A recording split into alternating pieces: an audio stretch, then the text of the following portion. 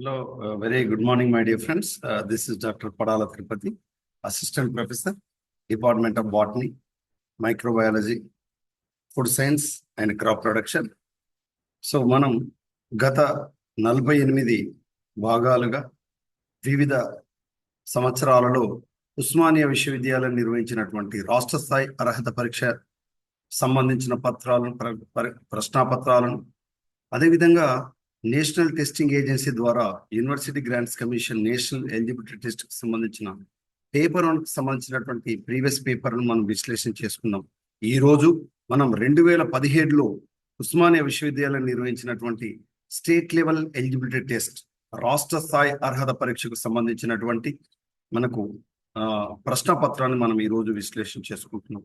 అభ్యర్థులు ముఖ్యంగా గమనించాల్సింది ఏంటంటే పేపర్ వన్కు సంబంధించి ఖచ్చితంగా మనకు అవగాహన ఉండాల్సినటువంటి అంశాలు 10 యూనిట్ల మీద మనకు అవగాహన ఉన్నట్లయితే పేపర్ వన్లో అవలీలగా మనం మార్క్స్ అనేటువంటివి స్కోర్ చేయడానికి అవకాశం ఉంటుంది. అందుకే so my dear friends, I'm suggesting you please go through these 10 units. ఈ 10 యూనిట్లకు సంబంధించినటువంటి ప్రశ్నాపత్రాలను ఈ 10 యూనిట్లకు సంబంధించినటువంటి అవగాహన మీకు ఉన్నట్లయితే ప్రశ్నపత్రం ఏ విధంగా ఇచ్చిన ప్రశ్నల సరళి ఏ విధంగా ఉన్నా లోతైన అదేవిధంగా చాలా విశాలమైనటువంటి ప్రశ్నలు వచ్చినప్పటికీ కూడా మనం అలవోకగా ఆన్సర్ చేయడానికి అవకాశం ఉంటుంది. ఈ విషయాన్ని అభ్యర్థులు గమనించాలి. ముఖ్యంగా ఈ 10 అంశాలను చూసినట్లయితే టీచింగ్ అప్టిట్యూడ్ 5 ప్రశ్నలు, రీసెర్చ్ అప్టిట్యూడ్ 5 ప్రశ్నలు, కాంప్రిహెన్షన్ 5 ప్రశ్నలు, కమ్యూనికేషన్ 5 ప్రశ్నలు, మ్యాథమెటికల్ రీజనింగ్ అండ్ ఆప్టిట్యూడ్ 5 ప్రశ్నలు, లాజికల్ రీజనింగ్ 5 ప్రశ్నలు, డాటా ఇంటర్ప్రిటేషన్ 5 ప్రశ్నలు, ఐసీటీ ఇన్ఫర్మేషన్ కమ్యూనికేషన్ టెక్నాలజీ 5 ప్రశ్నలు, పీపుల్ డెవలప్మెంట్ అండ్ ఎన్విరాన్మెంట్ 5 ప్రశ్నలు, హయ్యర్ ఎడ్యుకేషన్ సిస్టమ్ 5 ప్రశ్నలు. అంటే దీని అర్థం ఏంటి? మొత్తం 10 యూనిట్లకు వెళ్ళి ఒక్కో దాంట్లోకి వెళ్ళి 5 ప్రశ్నలు మాత్రం వస్తాయి. 10 యూనిట్లకు ఈక్వల్ వెయిటేజ్ ఉంటుంది.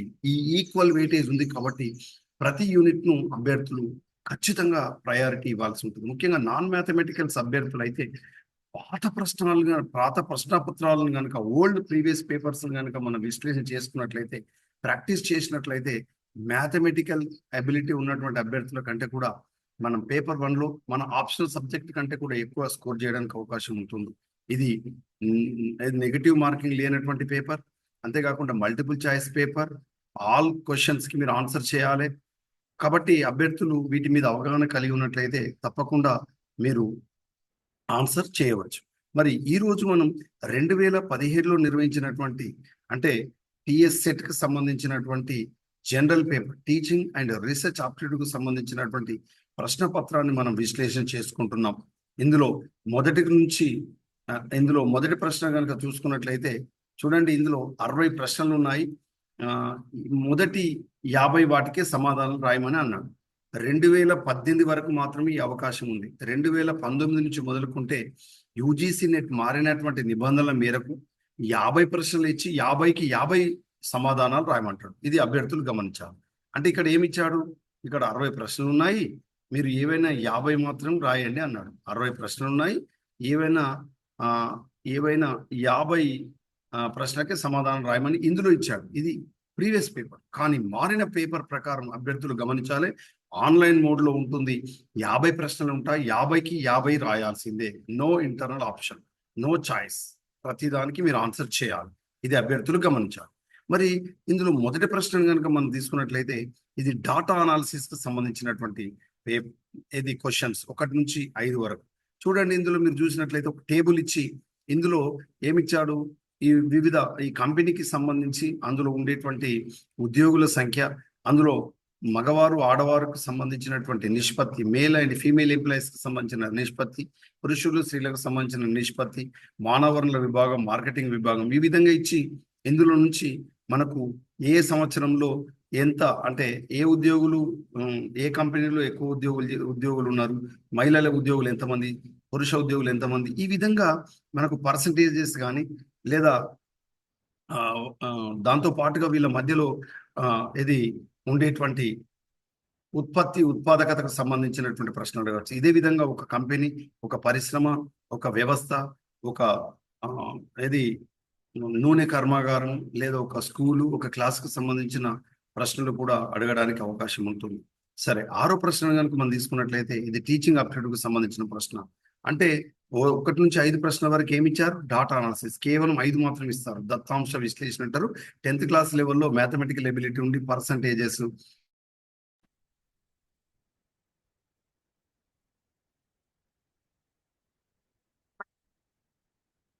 సరే. కాబట్టి మొదటి 1 నుంచి 5 ప్రశ్నలకు సంబంధించి మనం గమనించినప్పుడు అది దత్తాంశ విశ్లేషణకు సంబంధించినటువంటి ప్రశ్నలుగా మనం భావించాలి. 6వ ప్రశ్న నుంచి మొదలుకుంటే ఇది టీచింగ్ అప్టిట్యూడ్ కు సంబంధించినటువంటి క్వశ్చన్స్.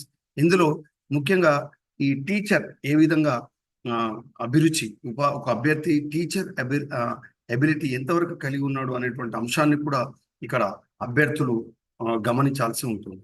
ఇందులో ఇక్కడ 6th క్వశ్చన్ కనుక తీసుకున్నట్లయితే the most important component of teaching learning process is, అంటే బోధనాభ్యసన ప్రక్రియలో ప్రధానమైన అంశం ఏంటిదని అడిగారు.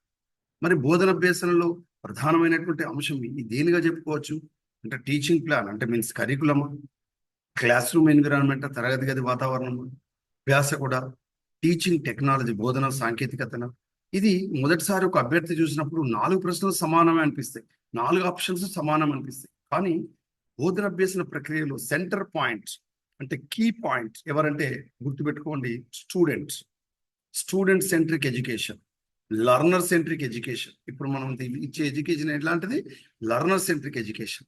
కాబట్టి ఆన్సర్ ఏం పెట్టాల్సి ఉంటుందంటే answer learner. So learner centric education మనం చెప్పుకోవాలి. అంటే most important component of teaching learning process, బోధనాభ్యసన ప్రక్రియలో ప్రధానమైనటువంటి అంశంగా చెప్పినప్పుడు మనకు కరికులం ఇంపార్టెంటే. కానీ కరికులం ఎవరి కోసం? తరగతి గది వాతావరణం ఇంపార్టెంటే, కానీ ఎవరి కోసం? బోధనా సాంకేతిక టెక్నాలజీ అవసరం. ఇప్పుడు నేను టెక్నాలజీ తోటి చెప్తున్నాను, మీరు వినేవాళ్ళు లేకపోతే ఇది ఎవరికి ఎక్కడికి వస్తుంది? గోడలే వింటాయి. కాబట్టి ఎంత టెక్నాలజీ ఉన్నా అభ్యాసకుడు ప్రధానం. కాబట్టి learner is supreme. Learner centric education, student centric education, ఇది అభ్యర్థులు గమనించాలి. 7th వన్ చూడండి, ఆగమన తర్కం దగ్గరగా ఉండేది. 7th వన్ ఏమిటిది? ఆగమన తర్కం దగ్గర ఉండేది. Logic of induction is very close to. ఈ కింది వాటిలో దేనికి ఆగమన తర్కం దగ్గర ఉంటుందంటే ఆన్సర్ ప్రతిచయన తర్కం లేదా ద లాజిక్ ఆఫ్ శాంప్లింగ్ కు దగ్గరగా ఉంటుంది. మిగతావన్నీ కూడా మనం గమనించినప్పుడు ఇది నిగమన తర్కానికి దగ్గరగా ఉంటుంది. నిగమన తర్కం, దీన్ని డిడక్షన్, అది లాజిక్ ఆఫ్ డిడక్షన్ అంటారు. ఓకేనా? నిగమన తర్కం మొదటిది మాత్రమే, మాత్రమే ప్రతిచయన తర్కం మాత్రమే ఆగమన తర్కానికి దగ్గరగా ఉంటుంది. 8th వన్ చూడండి, ఏ బోధనా పద్ధతి విద్యార్థుల భాగస్వామ్యాన్ని గరిష్టంగా ప్రోత్సహిస్తుంది అన్నాడు. Which method of teaching encourage maximum participation of students, అత్యధిక మంది విద్యార్థులు ఇది భాగస్వామ్యం అయ్యేటువంటి పద్ధతి ఏంటిది అన్నాడు. లెక్చర్ మెథడా, లేదు చర్చా పద్ధత, ప్రదర్శన పద్ధత, లేదా సోర్స్ పద్ధతి, మూలాధార పద్ధత అని అడిగాడు. 4వది ఏంటిది? ఇక్కడ మూలాధార పద్ధత అని అడిగాడు. మరి ఇక్కడ ఆన్సర్ ఏం పెట్టుకోవచ్చు? గుర్తుపెట్టుకోండి, ఎక్కువ మంది ఇన్వాల్వ్ కావాలంటే లెక్చర్ మెథడ్ కనుక మనం గమనిస్తే ఇందులో కేవలం టీచర్ మాత్రమే మాట్లాడతారు, విద్యార్థులు స్తబ్దుగా ఉంటారు. కాబట్టి విద్యార్థులు. చర్చా పద్ధతిలో టీచర్ ఒక క్వశ్చన్ అడగవచ్చు, విద్యార్థులు మాట్లాడతారు. విద్యార్థి ఒక క్వశ్చన్ అడగవచ్చు, టీచర్ మాట్లాడతారు. లేదా విద్యార్థులకు మధ్యలో డిస్కషన్ పెట్టచ్చు, చర్చ పెట్టచ్చు. కాబట్టి అడిగిన ప్రశ్నకు సరైన సమాధానం చర్చా పద్ధతి అవుతుంది. Discussion method is suitable for this answer. మరి ప్రదర్శన పద్ధతిలో డెమాన్స్ట్రేషన్ లో కేవలం టీచర్ చూపిస్తాడు, విద్యార్థులు చూస్తారు అంతే. కానీ భాగస్వామ్యం అవడాన్ని ప్రోత్సహించే పద్ధతి మాత్రం చర్చా పద్ధతి, discussion method. Next 9th question చూడండి, ఇది కూడా టీచింగ్ అప్టిట్యూడ్ సంబంధించిన క్వశ్చన్. 6 నుంచి 10 వరకు టీచింగ్ అప్టిట్యూడ్ సంబంధించిన క్వశ్చన్ మీరు గమనించండి, వరుసగా ఇచ్చాడు. బోధనను వృత్తిగా స్వీకరిస్తావు ఎందుకు అని అడిగాడు. అంటే టీచింగ్ ను ఎందుకు నువ్వు వృత్తిగా స్వీకరిస్తావు అని అన్నాడు. కొద్దిమంది డబ్బులు సేకరించడం అంటాడు, కొద్దిమంది టైం పాస్ అంటాడు. కాబట్టి చాలా జాగ్రత్తగా మనం ఆన్సర్ చేయాలి. Why should you choose teaching as profession, అంటే ఎందుకు ఈ బోధనను వృత్తిగా నువ్వు స్వీకరించావు అని అడిగితే ఏది దొరకలేదు కాబట్టి తీసుకున్నాను అనకూడదు. You must give the correct answer, that is passion for teaching. నేను బోధన పట్ల నాకు వ్యామోహం ఉంది, నేను ప్యాషనేట్గా తీసుకున్నాను చెప్పాలి. That is best important. మీరు ఏ వృత్తి తీసుకున్నా అది ప్యాషన్తో తీసుకోండి, అది కరెక్ట్ ఆన్సర్ అవుతుంది. సర్వీస్ టు హ్యూమన్, నేను మానవ సేవ చేయడానికి బోధన తీసుకున్నా చెప్పిన అనుకోండి, ఇటు బాగా ఎక్స్ట్రాల్ చేస్తున్నా అనుకుంటారు. మానవ సేవ అనేటువంటి చేయడానికి టీచర్ కావాల్సిన అవసరం లేదు, చదువుకోనక్కర్లేదు. ఇల్లిటరేట్ పర్సన్ కూడా సా ఏది సేవ చేయడం మానవ సేవ అవుతుంది. దానం చేయడం, సులభంగా డబ్బు సంపాదించడం, బోధనలో విషయ పాండిత్యంలో, ఇదంతా కూడా కరెక్ట్ ఆన్సర్స్ కాదు. బోధన పట్ల వ్యామోహం ఇస్ ద కరెక్ట్ ఆన్సర్. ఇక 10th క్వశ్చన్ చూడండి. ఉపాధ్యాయుడు లేదా ఉపాధ్యాయురాలు విజయవంతం అయ్యేది ఎప్పుడు అంటే అన్న. ఉపాధ్యాయుడు ఉపాధ్యాయురాలు విజయవంతం అయ్యేది ఎప్పుడు అని అడిగారు. ఎప్పుడు అవుతుంది అంటే a teacher can be successful if he she. ఎప్పుడు అవుతారంటే గుర్తుపెట్టుకోండి, విద్యార్థులు యోగ్యమైన పౌరులుగా రూపొందడానికి సహాయపడినప్పుడు. Help students in becoming better citizen, అంటే మంచి పౌరులుగా మనకు ఏది రూపుదిద్దబడ్డప్పుడు మనం టీచర్ అనేవాడు విజయవంతమైనట్టు. అంటే ఈ బయట సమాజంలో మంచి గొప్ప వ్యక్తులుగా తయారయ్యారంటే ఆ టీచర్ డెఫినెట్గా సక్సెస్ అయ్యాడుగా మనం చెప్పుకోవచ్చు. ఓకే, సో విద్యార్థులు యోగ్యమైన పౌరులుగా రూపొందడానికి సహాయపడినప్పుడు help students in becoming better citizens. Next 11 చూడండి. ఇది రీసెర్చ్కు సంబంధించినటువంటి రీసెర్చ్ అప్టిట్యూడ్కు సంబంధించినటువంటి క్వశ్చన్స్. ఇందులో పరికల్పనను వ్యక్తపరచకూడని విధానం అంటే hypothesis cannot be stated in. అంటే హైపోథిసిస్ అనేటువంటిది ఎప్పుడైనా గుర్తుపెట్టుకోండి, మనకు జనరల్ టర్మ్స్ లో వ్యక్తపరచకూడదు. జనరల్ టర్మ్స్ లో వ్యక్తపరచకూడదు. కెనాట్ అన్నాడు, వ్యక్తపరచకూడని అన్నాడు. కాబట్టి జనరల్ టర్మ్స్ లో సాధారణ విషయాల్లో వ్యక్తపరచకూడదు. అంటే నల్ హైపోథిసిస్ అని చెప్పాలి, అఫర్మేటివ్ టర్మ్స్ చెప్పాలి, లేదా ప్రకటిత పదాలు డిక్లరేటివ్ టర్మ్స్ లో మాత్రం ఉపయోగించాలి. అంటే పరికల్పన ఉపయోగించే విధానం శూన్య పదాల రూపంలో కానీ, నిశ్చయ పదాల రూపంలో కానీ, ప్రకటిత పదాల రూపంలో కానీ మనం ప్రకటించాలి, కానీ సాధారణ పదాల రూపంలో ప్రకటించకూడదు. నెక్స్ట్ 12th చూడండి. తరగతి గదిలోని విద్యార్థి కొంటె పనులు చేస్తే ఉపాధ్యాయుడు ఏం చేయాలి? చాలా చాలా ఇంపార్టెంట్ క్వశ్చన్. జనరల్గా మనం ఏం చేస్తామంటే, నేను మీటింగ్ పెడతా అంటాడు, లేదా పేరెంట్కి ఇది చేస్తా అంటాడు, హెడ్ మాస్టర్ కంప్లైంట్ చేస్తా అంటాడు, పనిష్మెంట్ చేస్తా అంటాడు. ఇవి కాదు. అంటే మన క్లాస్ రూమ్లో ఖచ్చితంగా అలాంటి విద్యార్థులు ఉంటారు. ఉన్నప్పుడు మనం డెఫినెట్గా ఏం చేయాలంటే, if a student mischiefs in the class, the teacher has to be undertake a case study on the student.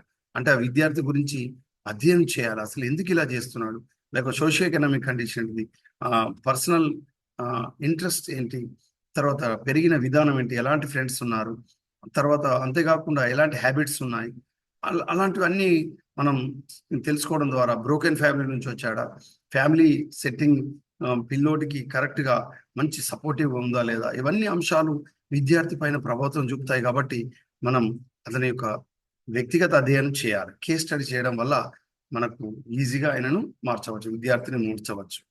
Next 13th question కనుక తీసుకున్నట్లయితే, 13th క్వశ్చన్ ఇందులో మనకు ప్రతిభావంతమైన బోధనకు అవశ్యమైన లక్షణాలు ఇవ్వడం జరిగింది.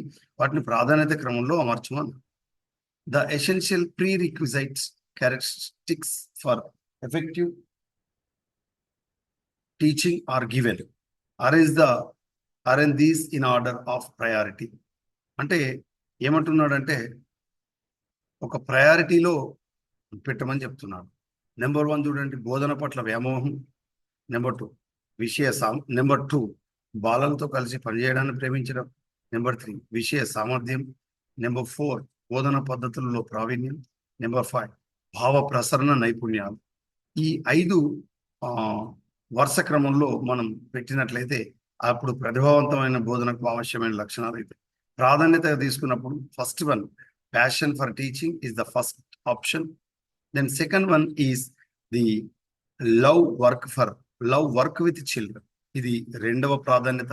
మూడవది కంటెంట్ కాంపిటెన్స్, మనకు సబ్జెక్ట్ పట్ల విషయ నైపుణ్యం ఉండాలి. నెంబర్ 4th వన్ బోధనా పద్ధతుల్లో ప్రావీణ్యం, expertise in method of teaching, how to deliver the content is also most important. That is method of teaching. Pedagogical studies అంటాం. పెడగాజీ కూడా మనకు తెలిసి ఉండాలి, అందులో ప్రావీణ్యత పొంది ఉండాలి మనం. లాస్ట్ వన్ కమ్యూనికేషన్ స్కిల్స్, భావ ప్రసార నైపుణ్యం. సబ్జెక్ట్ నాకు బాగా తెలుసు, బోధించే విధానం తెలుసు, కానీ మనకు సంభాషణ నైపుణ్యం లేదనుకో, ఏ టైంలో ఇంపార్టెంట్ పాయింట్ ను నొక్కి చెప్పడం, లేదా ఇట్ ఈస్ మోర్ ఇంపార్టెంట్ అని ఇట్లా మనం నొక్కి చెప్పకపోతే ఏమవుతుందంటే అది స్తబ్దుగా సాగుతుంది బోధన. కాబట్టి ఇవన్నీ కూడా మంచి ప్రతిభావంతమైనటువంటి బోధనకు అవశ్యమైనటువంటి లక్షణాలుగా చెప్పుకోవచ్చు. వరుస క్రమంలో ఈ విధంగా: first one passion for teaching, second one love, work with children, third one competency, content competency, fourth one methods, expertise methods, five communication skills. These are the most important in the order, in essential arrange in order of priority. ఇంకా next 14th question కనుక మనం తీసుకున్నట్లయితే, ఇచ్చిన వాటిలో పరిశోధకుడి లక్షణం కానిది అన్నాడు. మీరు క్వశ్చన్ చదివేటప్పుడు చాలా జాగ్రత్తగా చూసుకోవాలి. కానిది, not in the characteristic features of A researcher. పరిశోధకుడు లక్షణం కానిది అన్నాడు. అతడు సామాన్యుడు కాడు, అతడు నిపుణుడు. కాబట్టి నిపుణుడు మనకు పరిశోధన లక్షణం అవుతాడు. అతడు శ్రమజీవి ఉంటూ ఆవిష్కరణకై పట్టుదలతో ప్రయాణం చేస్తాడు. సో ఈయన కూడా మనకు పరిశోధకుడు లక్షణమే. He is not inspirational to his chosen field but accept the reality. ఇతడు యథార్థాన్ని అంగీకరిస్తున్నాడు అన్నప్పుడు పరిశోధకుడు. ఇక కానిది ఏంటిదంటే, తడు గణాంక శాస్త్రంలో నిష్ణాతుడై ఉండాలి. అంటే he must be an expert in statistics. అంటే గణాంక శాస్త్రంలో నిపుణుడైతేనే అతను రీసెర్చర్ అంటే తప్పు. ఎందుకంటే గణాంక శాస్త్రంతో సంబంధం లేకపోయినా పరిశోధకుడు కావచ్చు. నెక్స్ట్ 15th క్వశ్చన్ చూడండి. 9 సంవత్సరాల వయసు కలిగిన వారు 7 సంవత్సరాల వయసు కలిగిన వారి కంటే పొడవురు ఈ కింది ఇచ్చిన వారిలో దేని నుంచి స్వీకరించి ముగింపు లక్షణం. ఇది లాజికల్ రీజనింగ్ కి సంబంధించిన question. 15th question logical reasoning. ఈ లాజికల్ రీజనింగ్ కి సంబంధించి మనం తీసుకున్నప్పుడు ఇక్కడ దీన్ని ఎలాంటి అధ్యయనంగా మనం చెప్పుకోవచ్చు అంటే, 9 year olds are taller than 7 year olds. This is an example of conclusion. దీన్ని మనం క్రాస్ సెక్షనల్ స్టడీ అని అంటాం. ఏమంటాం? అడ్డుకోత అధ్యయనం అంటాం. క్రాస్ సెక్షనల్ స్టడీ, అడ్డుకోత అధ్యయనంగా మనం చెప్పుకుంటాం. నెక్స్ట్ 16 చూడండి. ఈ 16వ ప్రశ్న కనుక తీసుకున్నట్లయితే, సంఘతత్వ మాపనానికి చెందినది. దీన్ని ఇంగ్లీష్లో ఏమంటామంటే మెజర్మెంట్ ఆఫ్ కన్సిస్టెన్సీ. ఈ కింది వాటిలో in which of the following is measure of consistency. Consistency అంటే స్థిరత్వానికి సంబంధించి సప్రమాణతన, విషయనిష్టతన, నమ్మదగినదా, వ్యాలిడిటా, అబ్జెక్టివిటా, రియలబిలిటా, క్రెడిబిలిటా. అంటే ఆన్సర్ ఏంటిదంటే విశ్వసనీయత, రియలబిలిటీ అనేటువంటిది మనకు, రిలయబిలిటీ అనేటువంటిది right answer. Measure of consistency చెందినది అన్నాడు. నెక్స్ట్ శాస్త్రీయ జ్ఞానానికి ఉదాహరణ. An example for scientific knowledge. శాస్త్రీయ జ్ఞానానికి కింది వాటిలో ఏది ఉదాహరణ అంటే, ప్రవక్త అధికారం, సాంఘిక ఆచారాలు, మత గ్రంథాలు, ప్రయోగశాల క్షేత్ర ప్రయోగాలు అన్నాడు. 100% ఆన్సర్ ప్రయోగశాల క్షేత్ర ప్రయోగాలు శాస్త్రీయ జ్ఞానానికి ఉదాహరణ అవుతాయి. మరి చూడండి, an example for scientific knowledge is authority of a prophet, social customs, religious scriptures, laboratory and field experiments. So laboratory and field experiments is the right answer of the scientific knowledge. Next 18th question చూడండి. సీత లావణ్యులు స్వప్న కంటే పెద్దవారు. హరిత స్వప్నల కంటే సువర్ణ చిన్నది. స్వప్న హరిత కంటే పెద్దది. అయితే కింది ఇచ్చిన వాక్యాల్లో ఏవి సందేహానికి తావు లేకుండా సత్యమైనవి అని. Sita and Lavanya are older to Swapna. Suvarna is younger than both Harita and Swapna. Swapna is elder than Harita. Identify the correct statement. Statement which true beyond any doubt. ఎలాంటి డౌట్ లేకుండా correct అయిన answer ఏదే అన్నాడు. ఇచ్చినటువంటి వాటికి తీసుకున్నప్పుడు చూడండి, ఏబిసిలో ఏది కరెక్ట్ ఆన్సర్ అని చెప్పుకోవాలి. లావణ్య అందరికంటే పెద్దది, స్వప్న కంటే పెద్దవారు ఇద్దరు ఉన్నారు, హరిత అందరికంటే చిన్నది కాదు. కింద చూడండి, Lavanya is the eldest. There are 2 people who are older to Swapna. Haritha is not the youngest. ఈ కింది వాటిలో మరి ఏవి అంటే ఆన్సర్ కేవలం బీసీ, అంటే ఇవి రెండు. స్వప్న కంటే పెద్దవారు ఇద్దరున్నారు, హరిత అందరికంటే చిన్నది కాదు. ఈ 2 options correct. There are 2 people who are older to Swapna and Harita is not the youngest. These 2 options are the correct statements, correct options. ఇది మనకు తెలుసు. ఇది మనకు ఒక పారాగ్రాఫ్ ఇచ్చి, ఒక ప్యాసేజ్ ఇచ్చి ఇక్కడ మనకు ప్రశ్నలు అడుగుతాడు. అయితే ఇక్కడ ఏమి ఇచ్చాడంటే మనకు ప్రవచనాలు ఇచ్చి దానిలో వాదనలు ఇచ్చి కరెక్ట్ ఆప్షన్ చేయమంటాడు. ఇందులో ప్రవచనం చూడండి. స్టేట్మెంట్: తెలుగు బోధన మాధ్యమ పాఠశాలను ప్రభుత్వం మూసివేయాలా అన్నాడు. Should the government close Telugu medium schools? ఇది ఒక స్టేట్మెంట్. ఆర్గ్యుమెంట్ చూద్దాం. Yes, this will help the government to save money on salaries to teachers. అవును, ఇది ఉపాధ్యాయుల జీతాలపై చేసే ప్రభుత్వ ఖర్చులు పొదుపు చేస్తుంది. ఇలా ఎవడన్నా చెప్తాడా? ఎవ్వరు చెప్పరు. రెండో చూడండి. No, why should the government close Telugu medium schools? కాదు, తెలుగు బోధన మాధ్యమ పాఠశాలలు ప్రభుత్వం ఎందుకు మూసివేయాలి? ఈ రెండిటికి కరెక్ట్ ఆన్సర్ ఏబి. రెండు బలహీనమైనవి. So both A and B are weaker. అంటే ఈ రెండు వాదనలు కూడా బలహీనమైన వాదనలుగా ఈ ఆర్గ్యుమెంట్స్ గా ఈ ప్రవచనానికి చెప్పుకోవచ్చు. నెక్స్ట్ లాజికల్ రీజన్ చూడండి. RUNSAND అనే వ్యక్తీకరణ సత్యమైతే కింది ఇచ్చిన వాటిలో ఏ ముగింపు ఖచ్చితంగా వాక్యం? If the expression R greater than or equal to U equal to N greater than or equal to S and A greater than N greater than or equal to D are true, which of the following conclusion is definitely true? ఈ కింది ఇచ్చిన వాటికి సరైన సమాధానం ఇది. D option right answer ఏమని చెప్తుంది. Next చూడండి. కన్ఫ్యూషియస్ ప్రకారం ఉత్తమమైన సమాచార ప్రసారం. According to Confucius the best communication. Best communication ఏంటిదంటే ఎల్లప్పటికీ నిశ్శబ్దంగా ఉండేది. ఇదే అతి ఉత్తమమైనటువంటి ప్రసారంగా మనం చెప్పుకుంటాం. కమ్యూనికేషన్ ప్రకారం, కన్ఫ్యూషియస్ ప్రకారం ఉత్తమమైన సమాచార ప్రసారం ఎల్లప్పటికీ నిశ్శబ్దంగా ఉండేది అని అంటారు. అంటే is always silent. Is always silent. According to Confucius the best communication ఏదిగా చెప్పుకుంటాం మనం? ఈ ఈజ్ ఆల్వేస్ సైలెంట్. నెక్స్ట్ 22 చూడండి. ఇది బ్లడ్ రిలేషన్ కి సంబంధించిన క్వశ్చన్. ఏ యొక్క తల్లి బి యొక్క తండ్రికి అత్త. ఏమని చెప్తున్నారు? ఏ యొక్క తల్లి బి యొక్క తండ్రికి అత్త అవుతుంది. బి సి యొక్క సోదరుడైతే ఏ ఏమి యొక్క తండ్రి. అయితే ఏ సితో ఎటువంటి సంబంధం కలిగి ఉన్నట్లు అని అడిగారు. As mother is the mother-in-law of the father of B. B is the brother of C, while A is the father of M. How is A related to C? అప్పుడు C ఏమవుతాడంటే ఇక్కడ అంకుల్ అవుతాడు. ఏమవుతాడు? Uncle అవుతాడు. ఏ సికి ఏమవుతాడు? Uncle అవుతాడు. Next, యోగ్యుడైన ప్రసంగికుడు ఎల్లప్పటికీ. A good speaker is always. యోగ్యుడైన ప్రసంగికుడు ఎల్లప్పటికీ. A good speaker is always a. అంటే మంచి వక్త ఏ విధంగా ఉంటాడంటే గుర్తుపెట్టుకోండి, a good speaker must be a good listener అంటారు. ఇది ఒక ప్రొవర్బ్, ఇది ఒక మనకు సామెత. కాబట్టి మంచి వక్త కావాలంటే మంచి శ్రోత కావాలి. ఏ good listener is always A good speaker.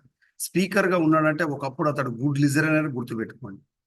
Okay, so good listener is the right answer. Next, ప్రశ్న గుర్తుంచిన చోట రావాల్సిన సంఖ్య అడిగింది. 963 plus 560 divided by 35 minus 35 into 6 plus 10. దీనికి సరైన సమాధానం 779. మీరు ఈ ప్రాబ్లం చేసినట్లయితే 779 రైట్ ఆన్సర్. నెక్స్ట్ చూడండి. ఇక్కడ M7 ఈ సిగ్మా ఇచ్చి 8LP@6NBTY32 ఈక్వల్ $49 CGH5 అని ఇచ్చారు. ఇప్పుడు ఇచ్చినప్పుడు ఈ క్వశ్చన్ మార్క్ ఉన్న దగ్గర ఏం రావాలి అంటే ఆన్సర్ తర్వాత వచ్చిన అక్షరాలు ఎన్ని ఉన్నాయంటే 2 ఉన్నాయని చెప్పారు. ఎన్ని ఉంటాయి? 2. నెక్స్ట్ 26 క్వశ్చన్ చూడండి. ఇచ్చిన సంఖ్యాక్రమాన్ని అధ్యయనం చేసి ప్రశ్న గుర్తున్న చోట రావాల్సిన సంఖ్యను గుర్తించండి. Study the following number series. What should come in the place of question mark అన్నాడు. 10, 19, 53, 20, 203, 999. దీని తర్వాత ఎంత రావాలి అంటే 10, 19, 53, 203, 999 తర్వాత ఎంత రావాలి? 5,969 రావాలి. 5,969 రావాలి. నెక్స్ట్ 27 చూడండి. మనం సంభాషించే వ్యక్తికి సంబంధించిన మానసిక స్థితిని అవగాహన చేసుకోవడానికి దోహదపడే లక్షణం. మనం సంభాషించే వ్యక్తికి సంబంధించిన మానసిక స్థితిని అవగాహన చేసుకోవడానికి దోహదపడే లక్షణం సహానుభూతి. అంటే ఎప్పుడైనా సరే గుర్తుపెట్టుకోండి, సింపతి ఎట్టి పరిస్థితుల్లో కాదు. సింపతి ఏంటంటే అయ్యో పాపం అంటాం. అంటే నీ బాధ నా బాధ కాదా అని చెప్పుకునేది ఎంపతి. అయ్యో బాధపడుతున్నాడా, ఎంత కష్టం వచ్చే అని చెప్పుకునేది సింపతి. కాబట్టి సానుభూతి అక్కర్లేదు. క్లాస్ రూమ్ కావాల్సింది టీచర్ స్టూడెంట్ మధ్యలో ఉండాల్సింది సహానుభూతి, that is empathy. So empathy is the right answer. Next 28th question చూడండి. 28th క్వశ్చన్ ఒక సంకేత భాష, ఇది కోడ్ లాంగ్వేజ్. ఒక సంకేత భాషలో అవాయిడ్ గోయింగ్ అవుట్ ను 319 గా సూచించడం జరిగింది. అదేవిధంగా గోయింగ్ ఫర్ పార్టీని 612 గా సూచించింది. అవుట్ ఫర్ పార్టీను 362 గా సూచించినట్లయితే ఈ సంకేత భాషలో పార్టీని సూచించే సంఖ్య ఏదైనా. In a certain code language avoid going out is coded as 319. Then similar going out party is coded at 612. When out for party is coded at 362. Then what will be the code for the party in the given code? మరి ఇచ్చిన వాటిలో ఏదవుతుంది? పార్టీని సూచించే code ఏమవుతుందంటే 2 లేదా 6 అవుతుంది. either 2 or 6.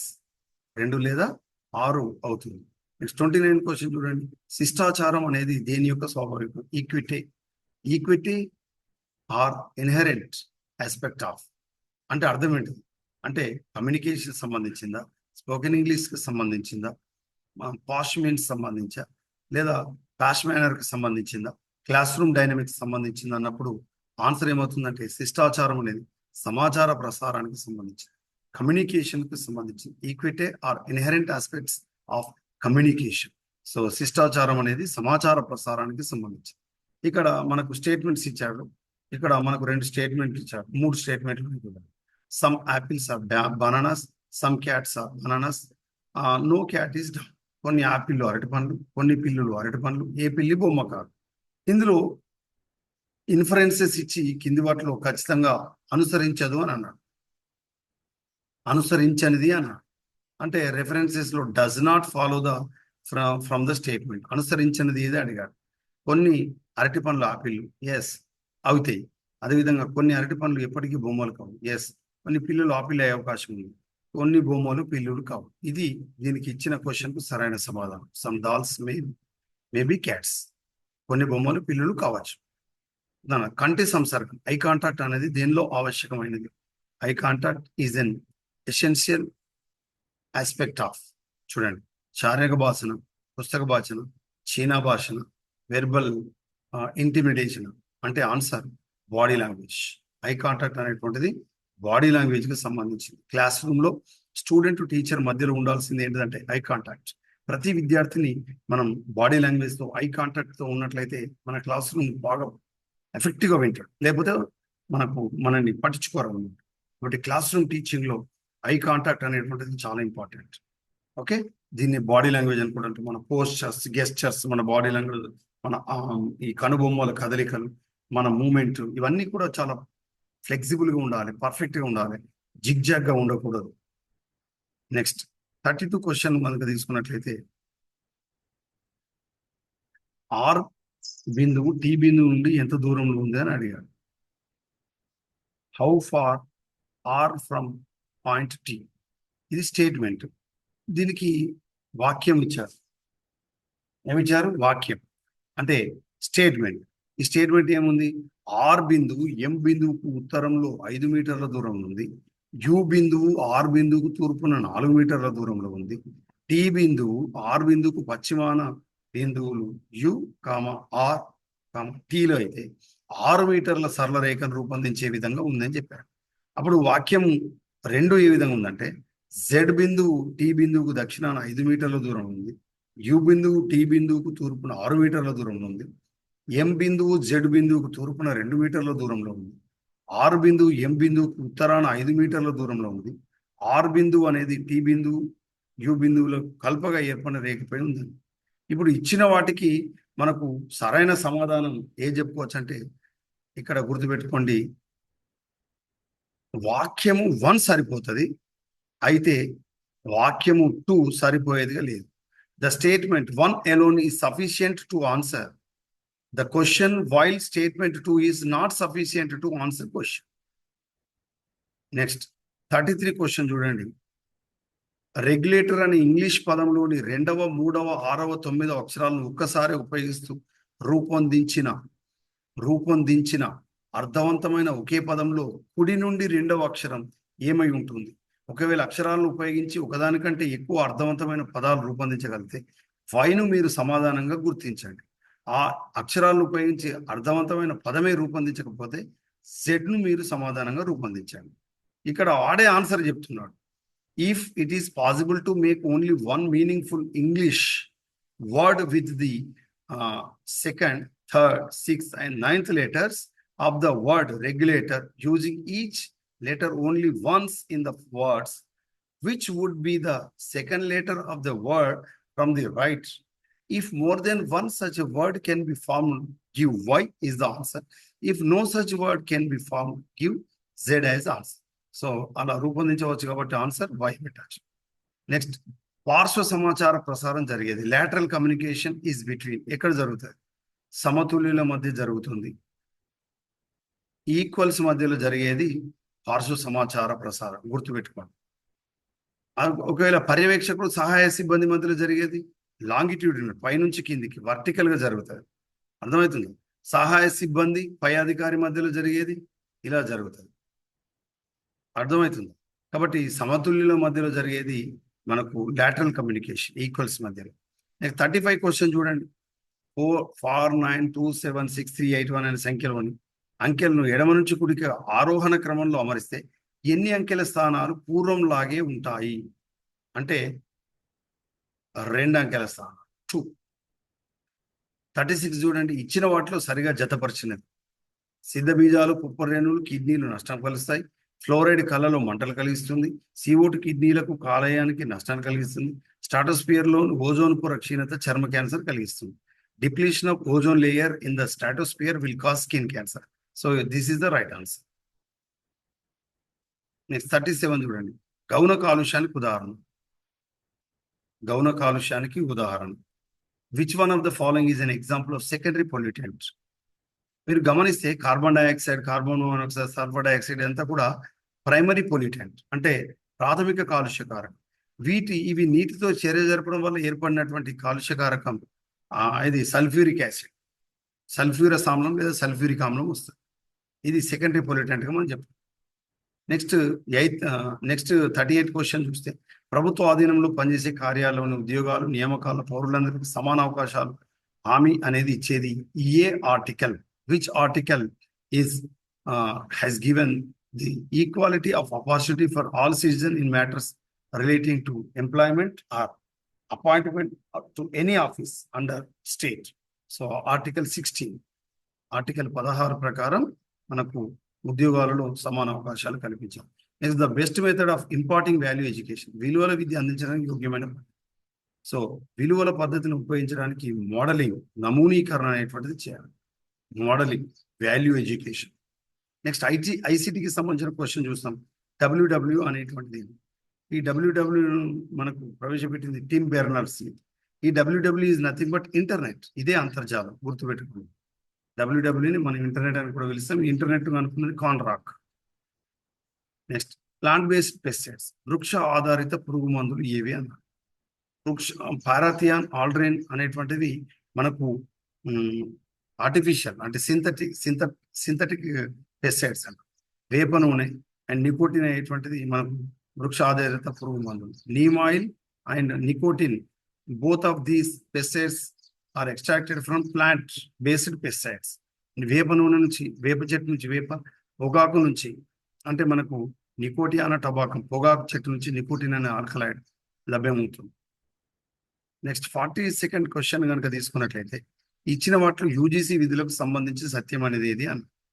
Which of the following are true about the UGC?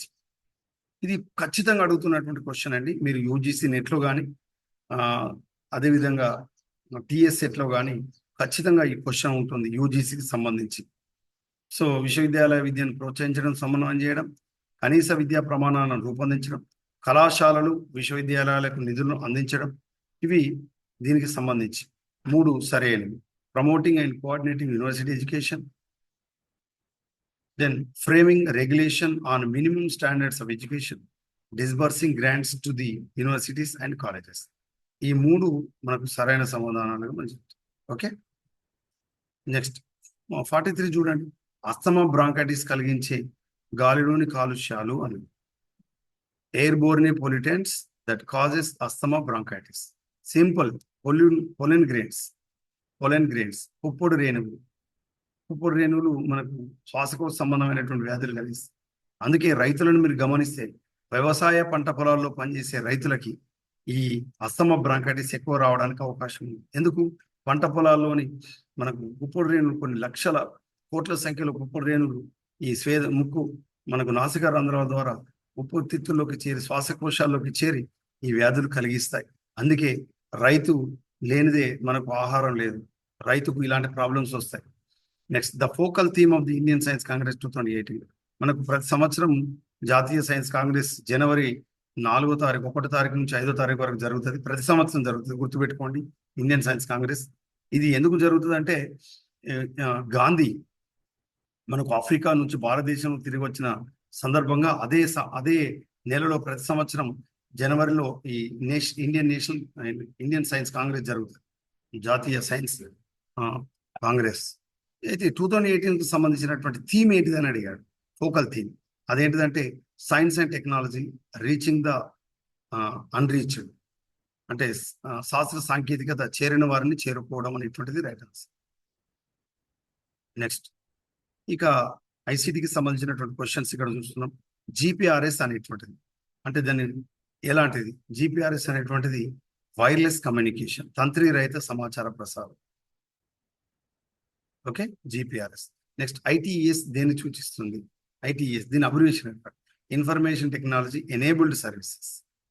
ఐటిఈఎస్ యొక్క abbreviation ఏంటిది? Information and technology enabled service is the right answer. 47 చూడండి. ఇచ్చిన వాటిలో సామాజిక సమాహారం కానిది. One of the following is not a social network. కానిది అన్నాడు. కానిది బాగా చదవాలి మీరు. కానిది అని అడిగాడు. ఒకటి Facebook, social media. LinkedIn, Facebook. Twitter, Facebook అది social media. LinkedIn also social media. Notebook అనేది మనం రాసుకున్నాం కాబట్టి ఇది సోషల్ మీడియా కాదు. నెక్స్ట్, ఈ ఇచ్చిన వాటిలో సరిగా జతపరచనిది చూడండి. చదివేటప్పుడు జతపరచనిది అన్నాడు, ఇక్కడ కూడా కానిది అన్నాడు. అంటే మనం క్వశ్చన్స్ చదివేటప్పుడు ఆప్షన్స్ గుర్తించే కంటే ముందు అభ్యర్థులు గుర్తుపెట్టుకోవాల్సిందంటే క్వశ్చన్ సరిగా చదవాలి. ఆప్షన్స్ 4 చదివిన తర్వాత ఆన్సర్ చేయాలి. తర్వాత ఇందులో తప్పుగా ఉన్నది ఏంటంటే director of forest Bhopal forest education అనేటువంటిది భోపాల్లో లేదు. నెక్స్ట్, అన్ని కరెక్ట్గా ఉన్నాయి. ఏంటి అది మరి కరెక్ట్ ఉన్నాయి కూడా చదువుకుందాం sir. National academy of agricultural research management Hyderabad, national institute of mental health and neuro science Bengaluru, and central institute of psychiatrist Ranchi. Next 49 question మనం చూసుకున్నట్లయితే ఈ కింద ఇచ్చిన వాటిలో భారతదేశంలోని ఉన్నత విద్యకు సంబంధించి తృతీయ పాఠశాలను భావించబడుతుంది. Which one of the following is considered as the third dimension of higher education in India? ఏంటిది అది? టీచింగ్, పరిశోధన, విస్తరణ, శిక్షణ. అంటే ఆన్సర్ విస్తరణ, extension as the third dimension of higher education in India. Next 58th question. వ్యవసాయక కాలుష్యానికి ఆధారం. ముఖ్యంగా వ్యవసాయం ద్వారా ఎలాంటి కాలుష్యం జరుగుతుంది ఎక్కువ మొత్తంలో అని మనం చెప్పుకున్నప్పుడు ఫంగిసైడ్స్, శిలీంద్ర నాశకాలను ఎక్కువ మొత్తంలో స్ప్రే చేయడం ద్వారా పంట మొక్కల పైన ఈ ఫంగిసైడ్స్, శిలీంద్ర నాశకాలను స్ప్రే చేయడం ద్వారా ఈ వ్యవసాయ కాలుష్యం ఎక్కువ జరుగుతుంది. ఇచ్చిన వాటిలో కంప్యూటర్కు సరైన నిర్వచనం. Which of the following is the most appropriate definition for computer? And information processing electronic machine. ఇది సమాచారాన్ని విశ్లేషించే విద్యుత్ యంత్రం. యంత్రమే కంప్యూటర్. 52 క్వశ్చన్. ఇచ్చిన చిత్రంలో వృత్తం బాలులను సూచిస్తుంది, త్రిభుజం ఆటగాళ్ళను సూచిస్తుంది, చతురస్రం గ్రామీణను సూచిస్తాయి. అయితే ఏ భాగం గ్రామీణ బాలులను ఆటగాళ్ళను సూచిస్తుంది అంటే ఆన్సర్ డి. ఇది ఈ పాట అన్నమాట. Next 53 question. ఇచ్చిన వాటిలో ఏది ఐసిటి ప్రతికూలత అన్నాడు, అంటే డిసడ్వాంటేజ్ అన్నాడు. ఐసిటి వల్ల లాభాలే ఉన్నాయి కానీ డిసడ్వాంటేజెస్ కూడా ఉంటాయంటే ఎస్ ఉంటాయి. ఏమున్నాయి చూడు, సమాచారాన్ని వేగంగా వ్యాప్తి చేయడం, ఎస్ అది వేగంగా వ్యాప్తి చేయడం అడ్వాంటేజ్. ప్రపంచం ఒక భౌగోళిక ప్రాంతంగా మారడం, yes it is also and advantage. Fastest dissemination of information, world become a global village, ఇది కూడా మంచిది. Learning at one's own space, స్వీయ స్తోమతకు తగ్గట్టుగా అభ్యసించడం, ఇది కూడా చాలా మంచిది. కానీ సి చూడండి, పుకార్లు విద్యుత్ వేగంతో వ్యాపించడం, అంటే ఒక్కొక్కసారి రూమర్స్ కూడా స్ప్రెడ్ అయిపోయి తప్పును కూడా ఎక్కువ మందికి చేరే ప్రమాదం కూడా ఉంది. ఇది మనకు ప్రతికూలతగా మనం చెప్పుకోవచ్చు. నెక్స్ట్ 54 క్వశ్చన్ చూడండి, మనిషి సృష్టించే విపత్తులు, మ్యాన్ మేడ్ డిజాస్టర్స్. చూడండి, భూకంపాలు సహజ సిద్ధంగా వస్తాయి, వాల్కనిక్ ఎరప్షన్స్ అంటే అగ్నిపర్వతాలు బద్దలు కావడం సహజ సిద్ధంగా వస్తాయి. తర్వాత హిమపాతాలు, అవలాంచెస్ సహజ సిద్ధంగా వస్తాయి. భోపాల్ గ్యాస్ దుర్ఘటన, ఇది మానవ తప్పిదం, మానవుడు సృష్టించాడు. మధ్యప్రదేశ్లోని భోపాల్ను మిథైల్ ఐసోసైనేట్ ఎంఐసి అనటం, ఎంఐసి మిథైల్ ఐసోసైనేట్ విడుదలై చాలా మంది చనిపోవడం జరిగింది. నెక్స్ట్ 55 నుంచి 60 వరకు ఇది ప్యాసేజ్, ఒక పారాగ్రాఫ్ ఇచ్చి 5 ప్రశ్నలకు సమాధానం రాయమని అడుగుతారు. కాబట్టి అభ్యర్థులు చాలా సులభంగా మీరు రాయడానికి అర్థం చేసుకొని 10th క్లాస్ లెవెల్లో ఒక పారాగ్రాఫ్ను అర్థం చేసుకొని రాయడానికి అవకాశం ఉంటుంది. సో దానిపైన దృష్టి సారించండి. మీరు మీ ఆప్షనల్ సబ్జెక్టుకు ఎంతైతే దృష్టి పెడతారో ఈ పేపర్ 1కి సంబంధించి కూడా అదే విధంగా దృష్టి సారించండి. మీరు అనుకున్నటువంటి టార్గెట్ను రాబోయే ఎగ్జామినేషన్లో మీరు ఈజీగా అవలీలగా క్వాలిఫై అవుతారన్న ఏమాత్రం సందేహం లేదు. So I wish you all success my dear friends. SRR Government Arts and Science College always supports you, encourage you till the goal is reached. Okay, I wish you all success.